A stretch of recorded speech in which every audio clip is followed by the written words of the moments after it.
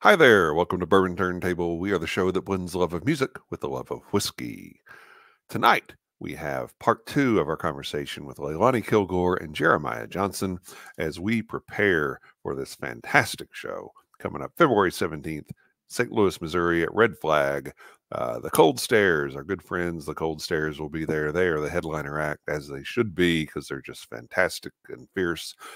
But our new friends, Leilani Kilgore, Jeremiah Johnson, they will be there in support. They'll be there with their bands. They've got some fantastic music out there. We've been talking with you about it some already. We're going to talk with you some more about it here today in this episode. But before we do that, we want to tell you about the Bar Cart Co-op. Bar Cart Co-op is a collection of friends who produce content for the whiskey enthusiast, such as yourself. Distillers Talk with Alan Bishop and Christy Atkinson. Alan also does a show called One Piece at a Time Distilling Institute. And if you have Ghost, you have everything. So be sure to check out everything that Alan's into. He's got a Distiller's Almanac that is out new. So you can find that at thealchemistcabinet.com if you're interested and want to place an order. My Whiskey Den with Pat and Mike and Mitch every Monday night, 9 o'clock Eastern, 8 o'clock Central. My Whiskey Den is where craft whiskey is king. They always have fun shows, great guests, interesting tastings, and it's great to hang out with the folks in the chat. The newest member of the Bar Cart Co-op is David Levine and Whiskey in My Wedding Ring. He does a great podcast where he'll have guests on from different distilleries.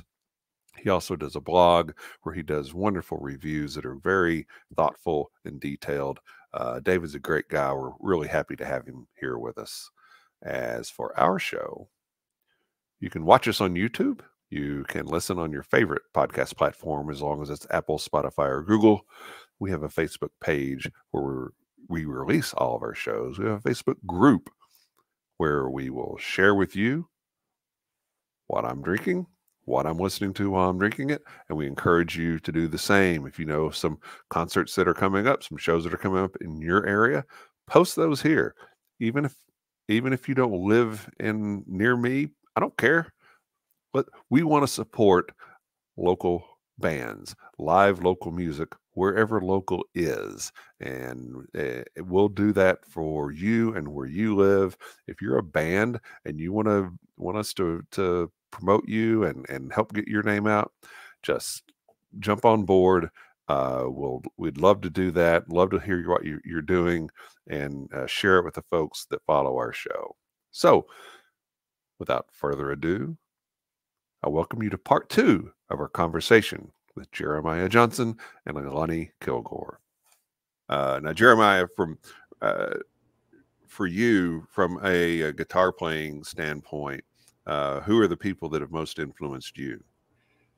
Man, that's just so crazy. You know, I've been playing guitar for so long that it's hard to put it down to just one. Or I'd say, you know, like early on, it was like Alvin Lee, Keith Richards. You know, Eric Clapton was a huge fan of him. But you know, Jeff Beck was still, like, to me, I consider him one of the greatest. The guy that I'd like to play like the most. You know,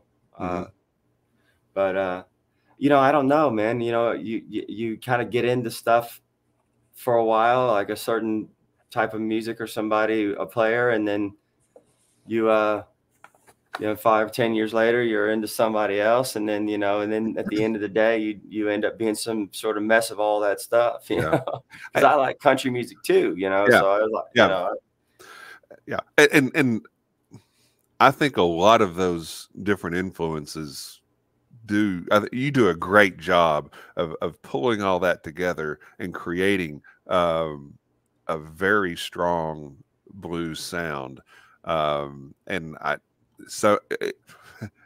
mean, some of the stuff that you do, I can hear a little Stevie Ray Vaughan in that, and some of it's okay. Well, that sounds a little bit more like Clapton or Beck, and uh, I I think a lot of that shines through in a way that makes what you do, while you're pulling from those different influences, that still I think the way you play and the style of music that you have is still very unique, and something that I think you're to me you're a blues man's blues man, because there's so much there. There's a great discography that you can listen to, and you can just see from album to album how things change, how things adapt, but it's all still got some very strong blues roots in it, and I think that's very difficult to do. Well, I appreciate it. Yeah, I don't. Whenever I didn't start out trying to like be a blues player or anything like that, and I still don't necessarily consider myself. I'm not a traditional blues player. But you just end up where you end up. I don't know how people. I know people that will write a certain way because they want to fit a certain genre, and they are able to totally turn themselves into this thing. And I'm not that. I can't do that really. I mean, it's gonna always end up sounding like me. Doesn't matter what the heck it is. I can't imitate something and make it. Plus, I didn't really do many cover songs throughout my life. I was pretty much started writing songs right away, and so I never was in a cover band. Ever. I mean, I've only probably done a few covers in my entire life. Because I always figured, people like my original stuff. Why should I play this other stuff? Yeah. I think there are a couple of covers in the albums you've done over the years, but there's not a lot. No, I had to do them because the record company made me do them. You still did them well. You still did them very well. But tell me a little bit, because and I want to get into the music that you guys have out there now. But before I do that, I want to talk with you a little bit about the band that you have behind you. And Jeremiah, you've been doing this, at least as far as putting albums out under your name, at least what, 10, 12 years, something like that. Yeah. I mean, it's decades, almost, really. I mean, it's over 2 decades, over 20 years. I mean, but I've also was still making, when I was younger, I had a hard rock band. Yeah. And so I've got several albums from 30 something years ago, but what was the name of that band? It was Dead or X. It was X-rated, spelled backwards. I was completely out of my mind. I had hair down to here, man. I was like, I was the only kid running around in bell bottoms in high school. Well, okay, I'll have to hunt that down. That's it. I really want to hear that. That'll be great.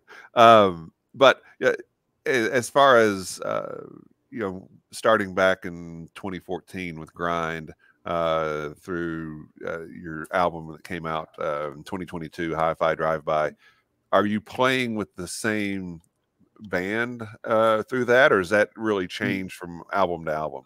No, it's changed. It changes quite a bit. I mean, it's when you're doing this touring thing and all this, guys come and go. They don't. It's not easy to do on people. Like, and when you're going out on a run, you might be staying at a 4-star hotel one night, and the next night you're in a crappy little hotel with a stinky pillow. I mean, and so that's not always a lot of hours in the van. But and plus musical direction. That if I want to go a different way, I'll get a different bass player or whatever. But the guy that's with me now, Jeff Girardier, he was in my original rock band. So we've been playing music together for 30 years. Wow. And that's pretty crazy, man. That's awesome. Like I look in the mirror, I don't think in my mind I'm as old as I am. You know what I mean?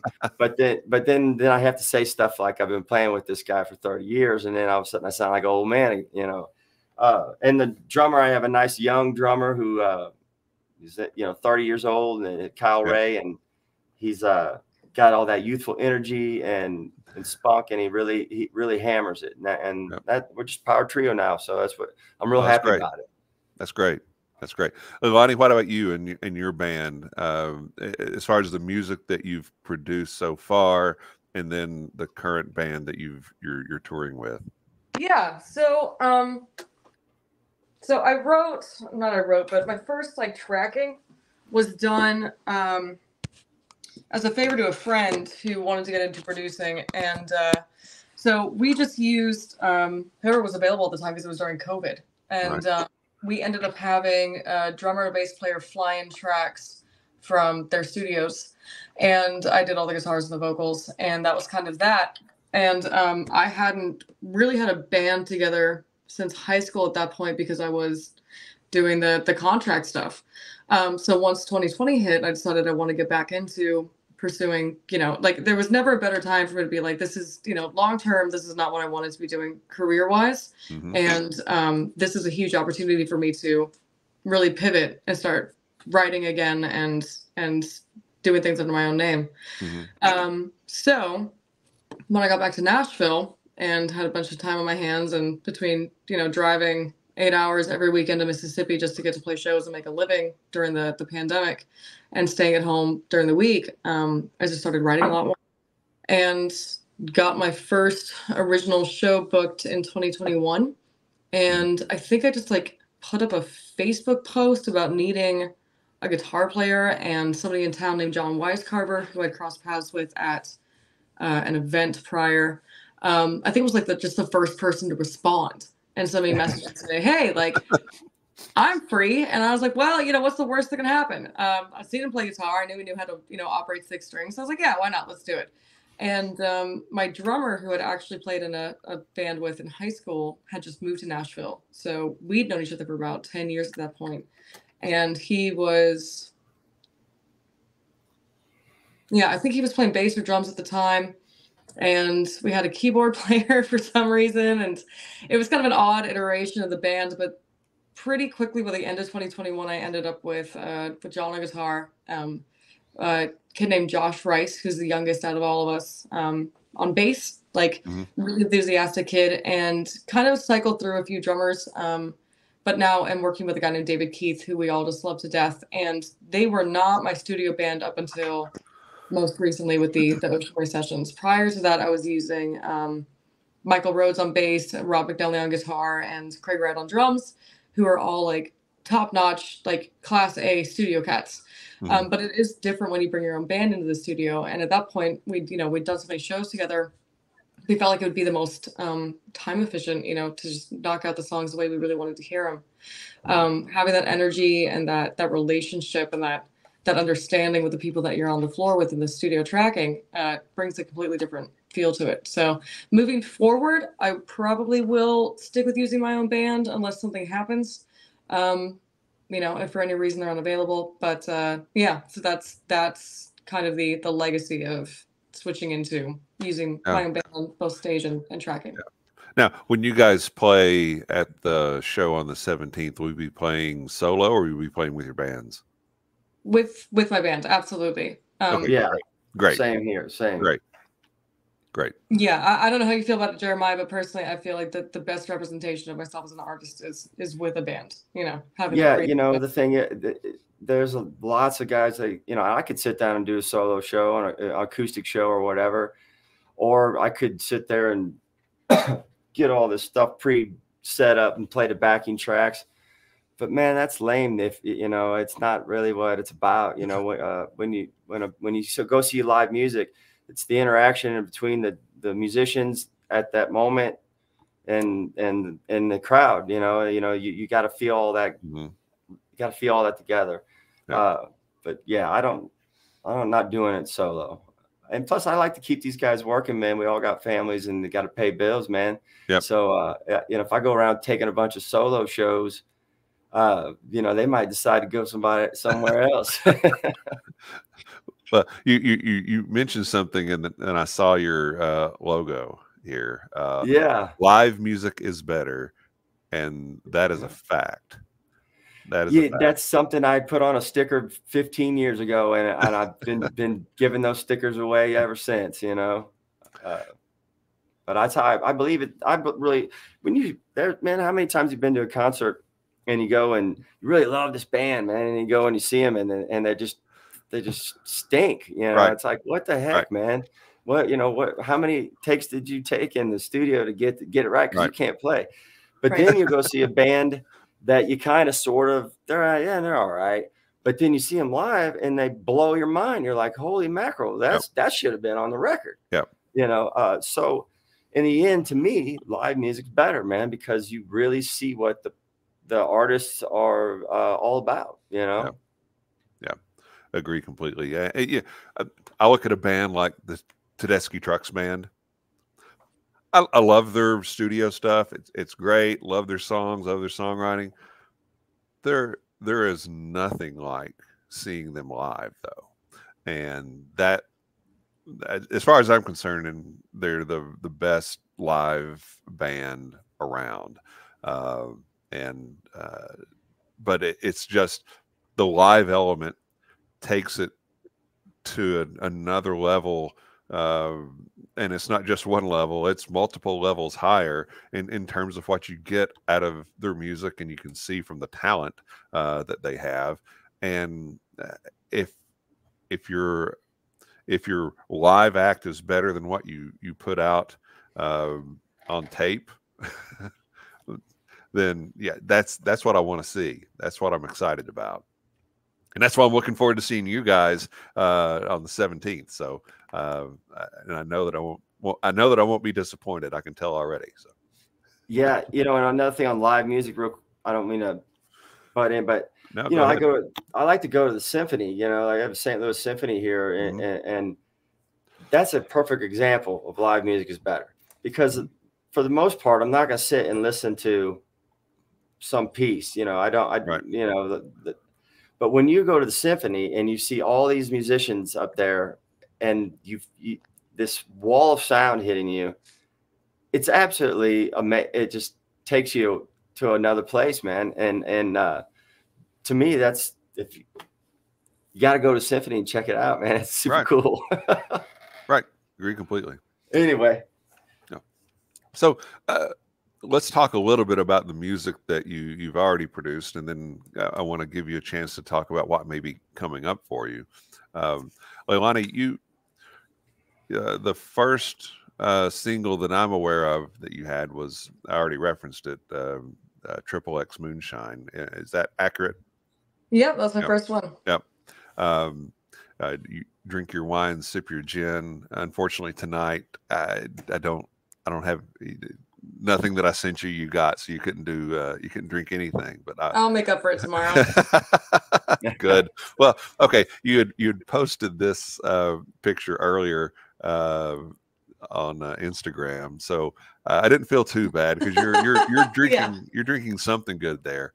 Yeah, a cup of hot wine. So we're covering the bases.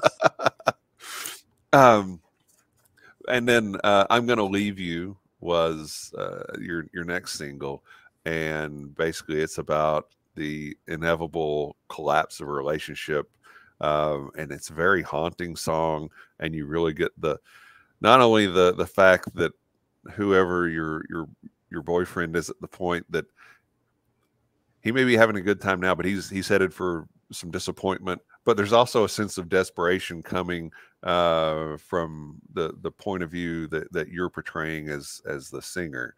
And there are a few other of your songs that kind of have that relationships are hard theme to it. Yeah, you know, like just because of where I was at my point in my life, I was coming out of an abusive relationship, and it was my first and only abusive relationship. And when you're young and you're finally at the point where you can exit out of that, there is a lot of work you have to do on yourself to not only make sure that you're in a good spot, but make sure that you're in a good spot when you decide to get back into a further relationship. Yep. So I think I was still processing quite a bit of that, and I Yeah, I'm gonna leave you as, and that's the thing, is like all my songs are at this point very autobiographical. Yeah. I'm gonna leave you was exactly that. I was seeing somebody who was definitely more emotionally invested than I was or could be at the time, and I got back from a trip at some point, and I was like, you know what? I just know for a fact that I'm probably not gonna see this person again.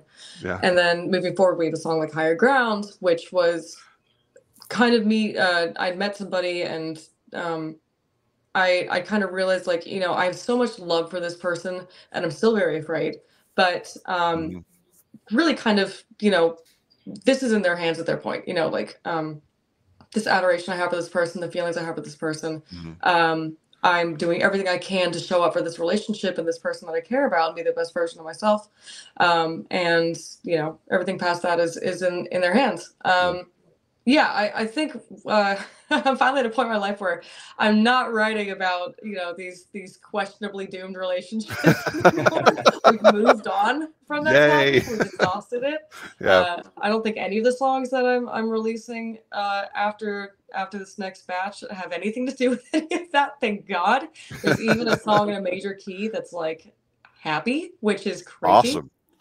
Take It For Granted, I feel, has a bit of, you know, a bit of a sad connotation. We're finally at the point where I was like, hey, an actual upbeat, happy major key song. Yeah. Looking forward to it. So yes, Yeah. that's, but like, you know, then we also, Diamond Shine was just me being frustrated about, you know, being a broke DIY musician. So there's, Yeah. there's multiple facets to the previous releases, but at least they're all true. There's a revenge through success theme in Diamond Shine for sure. 100%. Yeah. But you go from some, you know, melt your face rockers like Get Home and Diamond Shine is that to a degree as well. Then there's some slow burn kind of songs like What Kind of Man, and you know, that kind of has that Black Velvet, You're No Good feel to it. But the newest single, let's see, I've got a picture here.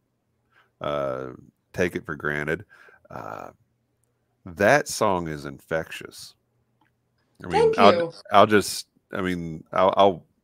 you know, a lot of times you ever, I know you do, you wake up in the morning and there's a song there's a melody in your head, and that's popped in my head, you know, a couple of times in the last few weeks, and it just is very infectious. There's a little bit more of a hopeful message to it, and you know, I'm looking forward to hearing what you've got coming up. I have a friend, actually, he used to help me. He was a co-host with me on this show for a while, and he's a songwriter and musician as well, and he released his first album, and it was all very sad country songs, but and very autobiographical as well. And I'm like, okay, Drew, that's not where you are anymore. So I want to hear the next album. Right. Yeah. That I mean, Take It For Granted was an interesting one for me to release because I was like, this is so off brand. And to be fair, like when writing Diamond Shine and What Kind of Man and stuff like that, I was really approaching it from a writing perspective, and something that you learn very quickly once you get a couple shows under your belt, playing your own music, you know, with your own band, writing set lists, and, you know, curating your own music rather than something that's, you know, got covers in it and whatever. You learn very quickly what feels good live might not be what feels good in your living room with the guitar. Right. You know, so I love playing those songs live, and we do try to add energy to them and make sure that it's, you know, I hate a downer show, but the 6 songs that we just tracked are really tuned into, I mean, they were written for the stage. They were written for things that we, you know, I personally felt like as an artist was a little more representative of where I want to take my music and my writing, and make sure that, you know, like a riff can be a great riff, but it needs to be something that's going to make sense musically. It's going to fit into a show, and most importantly, you know, appeal to your audience. I don't want to see people out there just feeling like they have to sit in their seat the whole time. There should be a reason for people to get up and move and clap and, you know, have a good time. So it's an educational process, and it really does affect the way that you write, you know, because you shouldn't just be writing for yourself. You should be writing for the people that are listening to your music. Yeah. Yeah. So Jeremiah, you've got, by my count, 1, 2, 3, 4, 5, 6 studio albums under your name. At least that's what I found on Spotify. Are there other things out there that can find elsewhere? Yeah, I think I carry around like 9 CDs, I think, with me, but there's not all of them either, but been doing this a long time, and Yep. but yeah, that Hi-Fi Drive-By, that was the most recent one. That was really my first time I really had a producer. Yeah, there I am. Yep. I had a producer that we had the free reign of adding everything in the kitchen sink type thing, Yep. And I had amazing female backup singers and Yep. full horn sections, and so, but I'm not really like, now I don't want to do that, like I just can't, the songs to me sound better, just full blown, just 3-part, just guitars and rocking them out, man, Yep. So anything, what I'm going to start doing this year is basically just recording my own stuff right in my little studio here that I built, and I'm just going to focus on guitar based, the kind of jamming, man, and just start ripping it up. What the heck? Yeah. Of the albums that you've produced, are there songs on there that you're thinking, I always want to be able to do this one live, or this song is the most fun to do live? Yeah, I mean, yeah, and it's just like, so if I don't do some of the songs, I get yelled at by people. But like Southern like Southern Drawl, if I don't play that song, and I love that song because I wrote it inspired by my grandmother. She passed away. She had dementia and really kind of lost her mind for the last 7 years of her life, and she meant a lot to me. She was out of Paducah, Kentucky, and anyway, that song always, always happy to play that one, but we play songs off of almost every one of the albums I have, like just whatever I think is suits me now, and basically I'm just focusing on tight, play it right, sing it good, and make them happy, man. It's what and I agree with you on the sense that you can write a song that might just 100% sound, be great in your living room, in that, but it is different when you get on the stage. You're right, and you need to have enough songs on the album that you can get out there and really keep the flow moving. Yeah, is important. Yeah. And I won't go through all my notes because I got notes on every album that you've done, and I want to respect your time more than ask you everything. But there are a couple of songs that I think influences kind of shine through there, and like Room of Fools. I mean, that's like there's some Howlin' Wolf in that. There's some Smokestack Lightning in that. And I love it. It's a fantastic song, and I love the riff in it. Yeah, I still play that one whenever I have enough time, because it's kind of a jammer. But that song was just, I lived in a Soulard area here in St. Louis, which is like the restaurants and bars. And anyway, I went late at night, sober as a saint, into the bar, and everybody in there was plowed, man. And I was just sitting there looking around, and I couldn't understand anybody. They were all screaming at each other. And I was sat down, man. I said, I'm sitting in here in a damn room full of fools, man. And that's why I wrote the song. That's what it's basically about. Oh, that's fantastic. I love it. And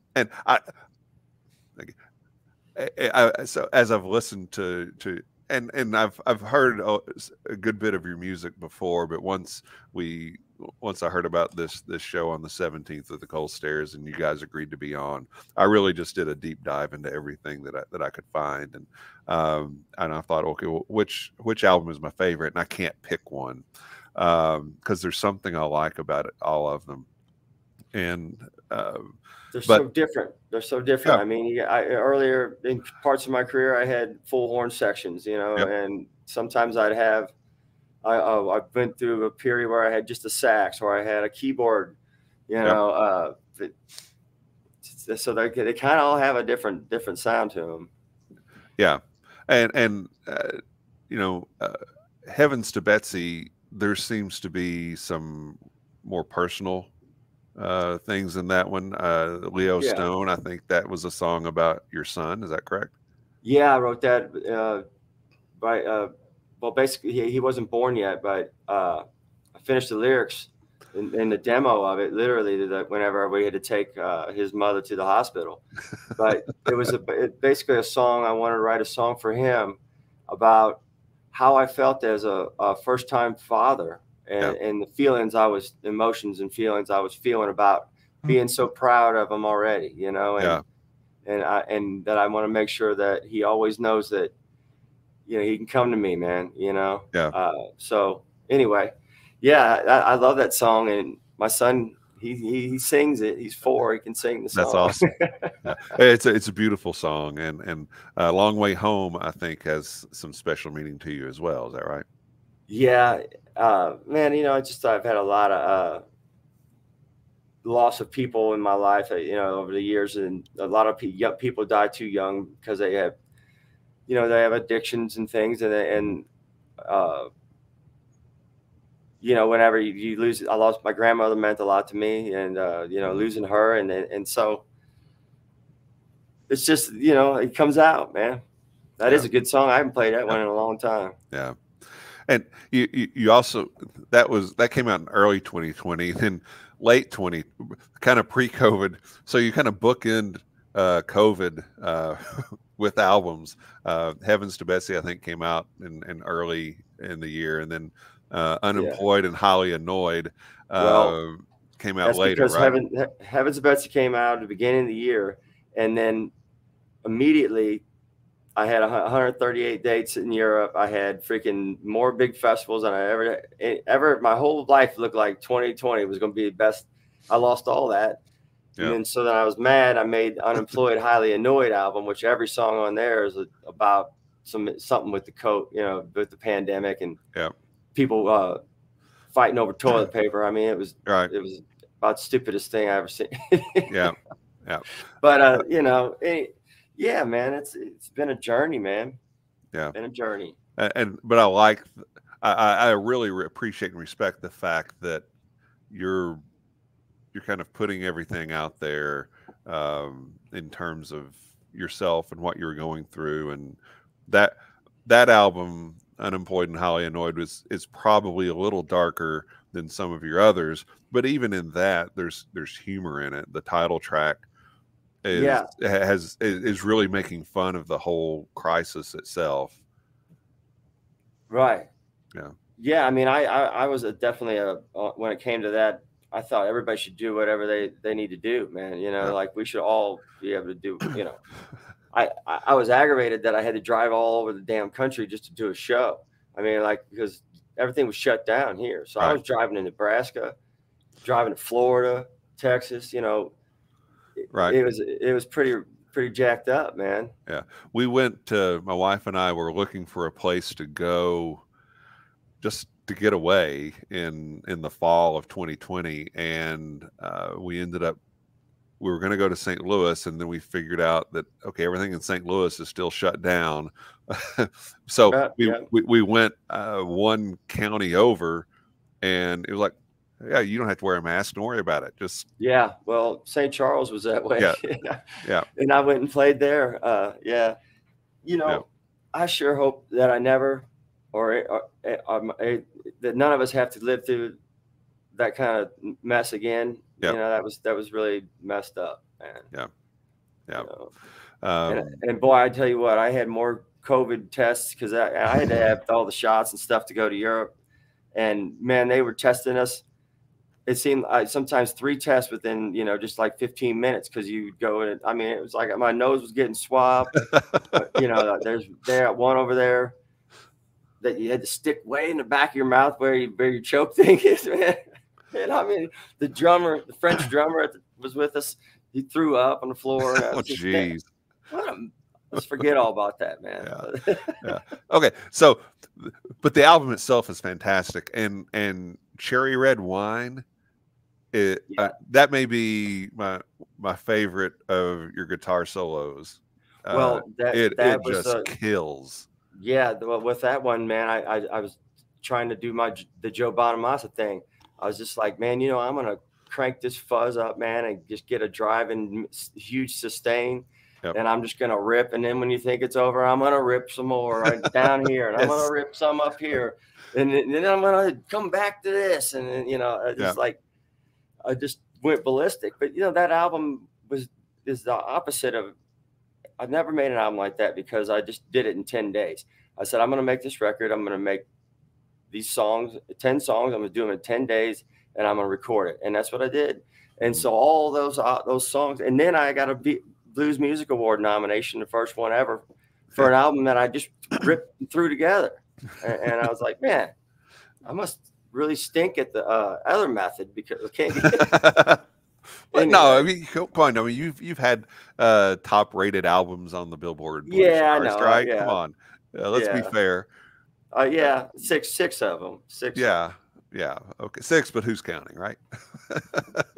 Man, in this business, dude, it's not. In a lot of cases, unless you have a really big album, it's about your next thing. Right. You gotta always nowadays. You have to constantly be releasing something, man. People's attention span when it comes to bands and music, it doesn't last long, and they got a new algorithm popping them something new every second. Right. No, it's very different because back in the day, when I was younger, well, that's a long time ago. So, but it would be you might release one single a week or two before the album dropped, but then after the album dropped, then you're releasing single after single after single. Complete opposite now. It's all single, and then maybe there's an album. And then as soon as that's done, you're on to the next thing, or you're getting left behind. Well, the question is it even worth making CDs anymore? Because when somebody buys a CD of you, they're really just buying like here's a nice little token of appreciation that we like you kind of thing. Because everything's digital now, Right. It's just they don't even have CD players in cars anymore. So it's almost to the point where the only reason you really need to make a CD is just for your hardcore fans that want to buy it. But it's really about singles and what you can do with that, really. Yeah. But I guess it's as an artist, you've got to look at, okay, well, what's the cost benefit of that? Because to me, there are a handful of ways that somebody who loves and appreciates your music can really make a difference.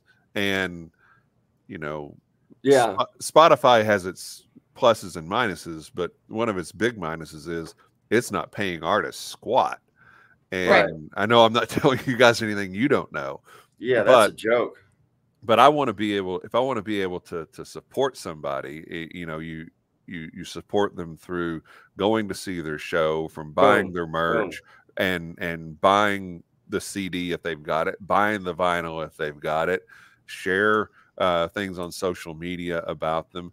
And, to me, your slogan, live music is better. Absolutely true.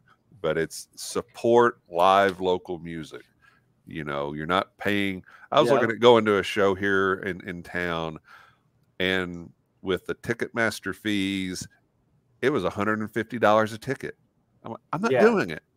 I'm not doing it. I'd love to go to the show, but why would I do that?